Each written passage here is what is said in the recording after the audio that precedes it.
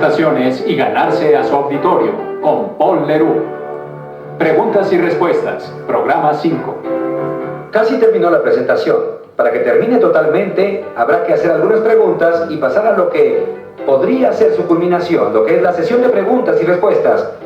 Por lo general, esa parte es la más delicada de cualquier presentación. A continuación, les mostraré los 3 errores más comunes que se cometen en la sesión de preguntas y respuestas. Y luego les indicaré las técnicas para evitarlo. Bueno, eso es todo. ¿Hay alguna pregunta? ¿Con cuánta frecuencia han visto esto? No hay preguntas. Gran silencio. Los participantes necesitan una transición, más tiempo para pensar en una pregunta, para entender que la presentación ha terminado. Repentinamente no querrán decir nada. El primer paso para hacer una buena transición es hacer un resumen al final de la presentación. Diga las palabras en resumen, en conclusión, permítanme hacer una sinopsis y estas palabras serán la indicación de que usted va a terminar. Cuando termine su resumen, usted enviará la segunda señal. Hará una pregunta de transición. Les recomiendo que digan, antes de empezar con las preguntas, y luego añadir algo así. Permítanme hacer una encuesta. Las palabras antes de empezar con las preguntas les recuerda que es su turno y que podrían pensar en las preguntas que van a hacer. Haga su encuesta preguntando algo como, ¿cuántos de ustedes han probado la computadora X? Levante su brazo para mostrarles cómo espera que le respondan y déles de inmediato el resultado de su encuesta. Por ejemplo, veo que la tercera parte del grupo ha usado la computadora X. Solo los que están sentados atrás pueden ver a todos los demás. Compartan los resultados. Hay otro tipo de preguntas de transición. Usted puede decir antes de que empiece a preguntar y luego puede agregar. Déjenme decirles que la pregunta más frecuente sobre este asunto es, haga la pregunta y responda a ella. O utilice esta variante. Antes de empezar a hacer preguntas, estoy seguro de que en su mente hay dudas. Cuando ha terminado con la pregunta de transición, usted levanta la mano y dice una sola palabra. ¿Preguntas? Entonces, ¿hay alguna pregunta? ¿Y las razones para que el proyecto se retrase? Bueno, en enero, cuando empezamos este proyecto, Hay 2 razones por las que debe repetirse la pregunta. Primera, para que todos la escuchen.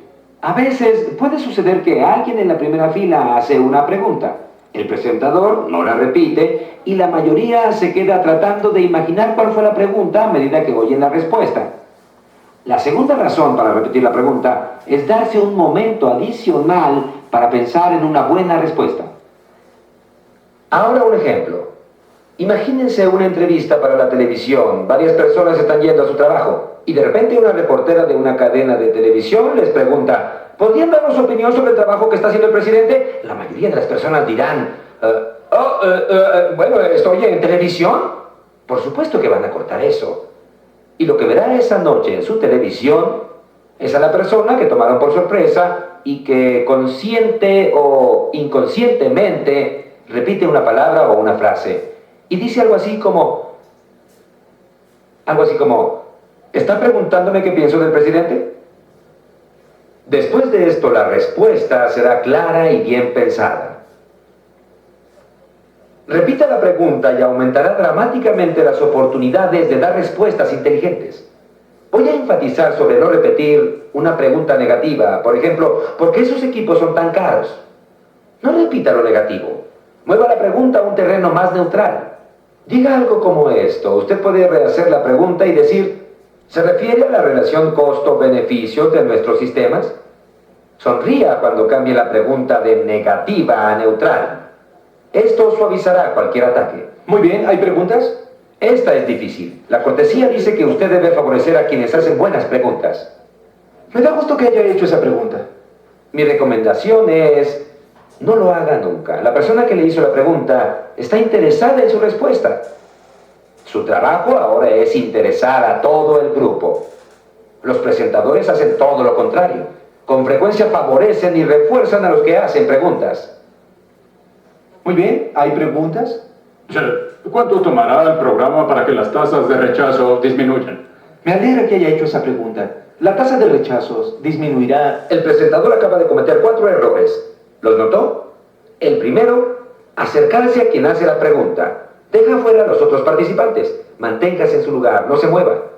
Segundo, si le dice a alguien que pregunta que está haciendo una buena pregunta, puede molestar a los que también preguntaron y usted no elogió. No diga, es una buena pregunta, es una excelente pregunta, me alegra que preguntara eso. Y no diga tampoco, el señor que está allá atrás, o la pregunta de la señora es, solo diga la pregunta es. Eso hace que la pregunta sea de todos y la participación aumentará notablemente. El tercero, no repitió la pregunta. Y el último y peor error, el presentador estuvo hablando y mirando únicamente a quien hizo la pregunta y no estimuló la participación del resto del grupo.